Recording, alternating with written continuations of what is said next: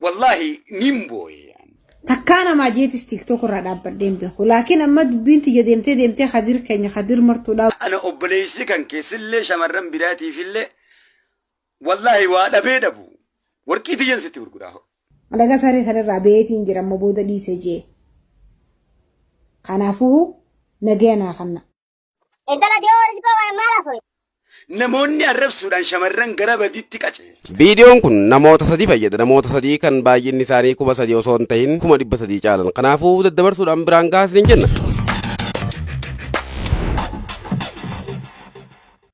akkuma argitan san riskoon teenya obboleeytiin teeysan risaalaa rasuulasii تكانا ما جيتس تيك توك راداب بدين بيخو لكن أما بنتي ديمتي خدير كيني خدير مرتو لا risaalaat isin obboleeyyansi sabasii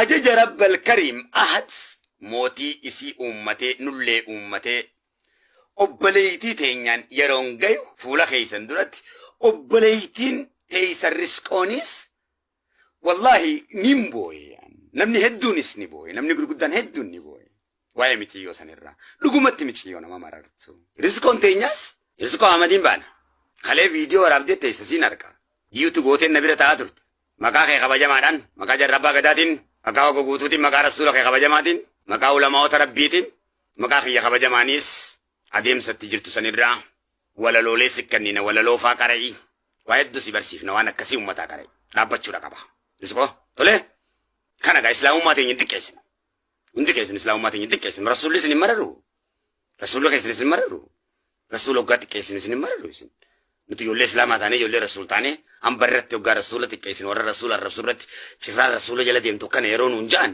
rasuulli nun mararu mee isinuu gallaalaaka rasuula keessan isin hin mararu warri rasuula jala deemu jaahila hoggaa hambiti nuun jettu adawwiin rasuulatti hoggaa kofalchiifnu isin hin mararu rasuulli keessan rasuula maa ciisa dhoorkitan shafaa rasuula keessanii hin barbaaddanii duuba hoo namni xiqqeessee nuti hoggaa akkana taaneef xiqqeessine diin islaam hoggaa xiqqeessine rasuulli keenya nun mararu shamarran dargaggoo meeqaan isiniin jeelaan jiruuntu waan naman goone hin qabdu shamarran keenyaa fi dargaggoo keenya irra guddaa dhibee isaanii ni hubadhaan jiruutu isaan gube jiruun tun biyya ambaa keessattis ni shoorarkaawan fuula arabaatu jira arrabatu jira kun isaan maraachaa dhufaa laal akki nama keenyaatis isaan maraacha walumaa gala keessan dhiigni barana dhangala'aa bahee fi obboleeyyan keessanii kan wareegame kan biyya keessatti argitan kunis mataa keessan akka malee isin dhawee jira kun maal isin godha firraa gammanna jettaniiti daangaa ala isin baasee waan biraa keessa saayikoloojii keessan galcha aynaaw ana qofatu isin hubata kana an obboleessa keessan kadiirtu isin hubata arabni kunis mataa isin dhawaa jiruuf jireenyi kunis hallummaan jiruuf jireenyaatis mataa isin dhawaa kanarraa yeroo san waan biraa keessa sammuun namaatun seenti yeroo san akka tokko tattahuufiin sammuun namaatun imaanaanis waan duuba jirruuf bilchoo waan hin tahiniif ni dadhabdi onneen teenyatun bazaa sa'uu eegalti lubbuun teenyatun matuma keenyatti diina ta'uu eegalti ifiin gammachiisa jetteeti nama nutti kofalchiisu eegalti namaan gammachiisa jettee nama nu taazzabsiifti amaluma nafsiyyatu kana daandii kana rakkoo teenya tana harkate ibiliisis nutti taphata ibiliis da'oonsaa guddoon faqriidhaa fi dararaa fi rakkoodhaa beeka tole ibiliis afaan maaliiti beekaa shayxaanni afaan maaliiti beekaa hoggaa jettan ja'ame afaan faranjii yookaan afaan arabaa yookaan afaan oromoo yookaan afaan amaaraa yookaan afaan tigree afaan guraageetii miti kan ibiliis beeku ibiliis afaan inni haasa'uu beeku afaan nafsiyyaa teenyaati haasa'uu beeka nu wajjiinii miti inni nafsiyyaa teenyaa wajjiini akka kanaati sanyii tiyya kabajamu duuba gaa rabbiin amma riskoon kaleessa gara tawbaa deebite waa tokkollee ittiin deebi'u jette dhiifama gaafatte eenyu rabbii kaaliqa maaliif gorsi nuti risaalaan biraan geenyes risaalaa hedduu nama boochisu isin hunda boochisu risaalaa quraanaa rabbiiti isinis akkasumatti isii simattanii ulamaa'in rabbiitis dargaggoo shamarranis ni booyan hallummaan isiitu nama boochisa amallummaan siitu namni tokko ergaa sirraa fudhachu jechuun Ergaa rabbii sirraa fudhachuu jechuun waan safaataadhaan timiti. Miciyyoon sun miciyyoo barattee beeki. Miciyyoo sammuu guddaa qabdu. Bilcha'oo. Aloo uummata xiyyaa akkam jirta? Nagee qabdanii fayyaadhayi. Ijoolleen warreen amma irra guddaan uumaa xiyyarraa isin himeetiin jira. Nama na arrabsu niin tuffadha. Namni na arrabsan namaan na arrabsa jeellee takkaa TikTok dalagurraan dhaabbanne. Takkaa namaa jeetis TikTok irraa dhaabbadheen beeku. Laakiin amma dubbiin tiyya deemtee hadir keenya hadir martuudhaa weellisaa keenya gooticha keenya osoo abbaan fedhe namni maanta na beekamaa hundi hin eegaleen inni kophaa isaatti qabsoo eegalee jaaladheetii miti barnoota dhiisuun jee sirba nuu baase bara 95 immoo kanaan daganuu sirba san ijoolleedha. Kanaafuu dubbiin tiyya hadir martuu afaan dhaquudhaatu hedduu mataa na dhukkubse. An abbaan fedhee nu arrabse online irraan batu. Moobaayilli xiyya maalayina xiyya intarneeta naa bitata. Laakiin hogguu tolaanna dhufan irraa na dhiba. Namoonni arrabsuudhaan shamarran gara badiitti qaceelchitan. Qindoo Alii Umar Abdullee Umar namni jedhamtu Suudii tanarraa. Ammoo waan akkanaa kana faadha jee gubbaan kun karaa keenya niin beekaani haalaan niin beeka. Alaboonii fi mana boonii moo maaliboon naan jee dhugaadha. Nan beeku namni sin beeni sin madalin jee laakiin ganda tokko nuti inni karaa keenya sani. Kanaafuu ana obboleeyyan kiyyaa warri amma boodas na arrabsuudha familie qabdanii ana hadir martuudhaati jecha dhaabbadheetiin jira. Amma booda afaan akkasiitis narraan dhageessanii. Bilchoo waan taateef ergaa rasuula sii dhugoomsite har'a achi dhiiseetiin jira jettee waan inni itti jiru kana. Akka malee ammas irra deebi'uudhaan maqaa sabarraa dhalatte kabajamaadhaan riskoo. Maqaa rasuula jaalattu kabajamaadhaan. Maqaa rabbii si ummate Allahu ahadiin. Maqaa ulamaa'ota biyyateetiitii fi shanyite Oromoo hundaan rabbiin barakaa fi riskii isaa onnee teetitti haa buusuun siin ja'a. Sadarkaa guddaa rabbii sii kennaa ana obboleessi kan keessillee shamarran biraatiifillee wallaahi waa dhabee dhabu. Warqii tiyyan sitti gurguraa. Uffata kiyyan sitti gurguraa. Dubbiin tiyya deemtee nama gurguddaa kan birani dheetti jee hijaannaan. Addunyaa kanarraa artiistootaa fi warra poolitikaa walii gadi deemu kanarraan nama hadir martuutiin sharafu numaan hin qabne. Dhugaan isin hima. Wallaahi har'a hadir martuudhaa ol kee Feesbuuka kana wanni TikTok buloo godhoon anje wallaahi billaahi kaniin buloo godhutti hangaan kabajaa fi jaalallee isaa qaburraa jechuudha. Kanaafuu irraa dhaabbaruun anjee sooshaal miidiyaa irra naa dubbatee dhugaadha. As dhufellee keessaanis nan dubbifne rakkoon qabusanii. Ani immoo amma booda nama arrabsuudhaaf illee bootaan qabu. Si arrabsina warreen naan jettan immoo wallaahi akkaan masmara hadir martuudhaa naa jaare kana akkaanan baxxasu nan godhina. Akkaanan dallaa hadir martuudhaa jaare naa kaa kana diigeechi bahu nan godhina. Inshaallah waan akka rakkoon hin jirtu. Namni hundimaas fooloo si godha. Shakkiin qabaate. Beekumsa irratti fooloo eenyumtiin ulamaa xiqqaa guddaan si godha. Waan ati dabarsitu hunda ergaa barumsa qabdu raayyaa kan kee quraana kan kee irra gallakkifta.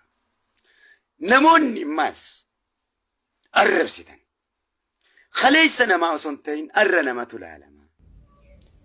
Dhaabbaduu naan jaanii dhaabbaduu qabdi. Yaa kana dhaabbaduu akkasnaa hin taate nama dhaabbatu miti. Maaliif moobaayila xiyya? TikTok chaayinaati. Maallayin tuguuta dhukkas yeetiin dalagee fida.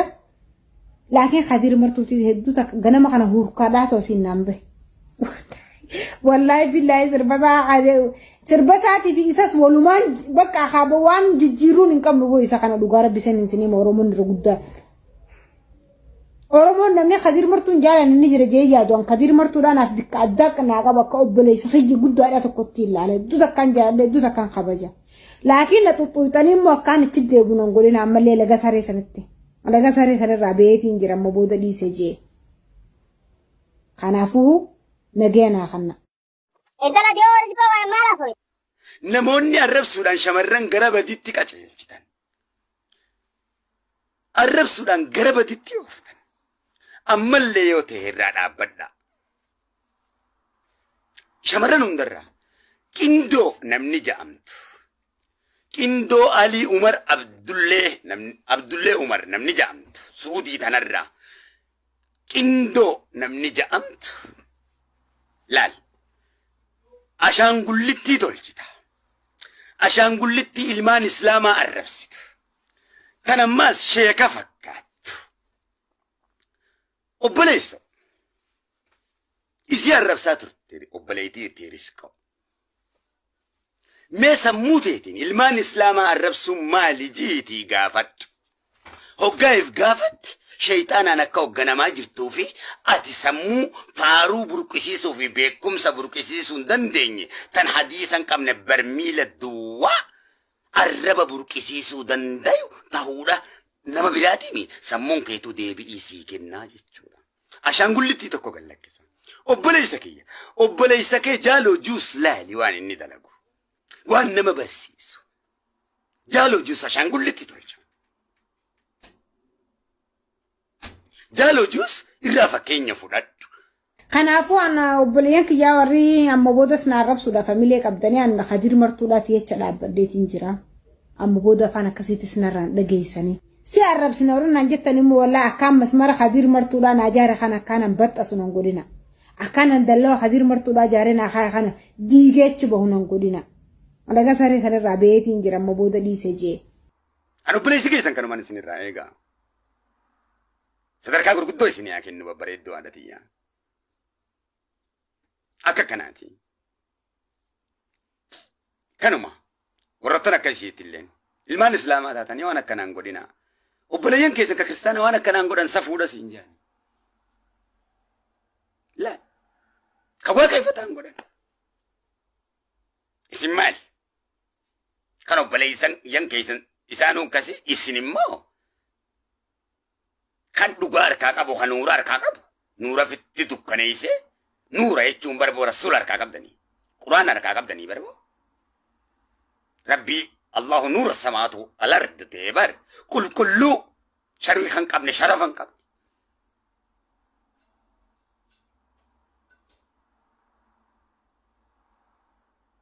harkaa qabdan jechuudha. Rizqii guddoo osoo harkaa qabdanii Allahu osoo qabdanii akkas ta'uu qabdan. Bareedaa ta'uu qabdan. Kanarraa kan hafe bifatee san filmiifaa waan garagaraattiin hojjedhaa miidiyaa gubbaa. Nu hamil keessu hunda keenya rabbi haa qajeelchu biiznillah hunduma keenya beeki. Awwaalin isinitti himu kana ifitti isinumaan himaa beeki. Beeka. An obboleessi keessa waan inni ifitti himeen isinitti hima. Waan inni ifitti himin isinitti hima. Nama if gorseetu nama gorsuu danda'a waan ta'eef. Muuxannoon jiruuti ja keessatti harkee adabbii rabbiitiis itti harkee adabbii rabbiitis ta'uu badhee jalaa baheeni. Waan hin beekuufi. Waan hin mudadhe waan hin beekuufi. Kanaaf I love you so much. An obboleessa keessa laana. Waan hin dhiifamne ni jira muuziqaa akkas fakkaattuun. Beekamtee hangas geessu tan abbaan fedhe hin qabne tan abbaan fedhe ammas dhiisuu hin dandeenyeen dhiiseemi. Kalaas maaliif jecha rasuulli kiyyan irraa tuqame jee. Takkittuma tanaa bar wanni biraan jirtu. Takkittuma tanaa bar. Murannoon an diin kanarratti qabula. Rabbi naa kenne ilaalan obboleessa keessa.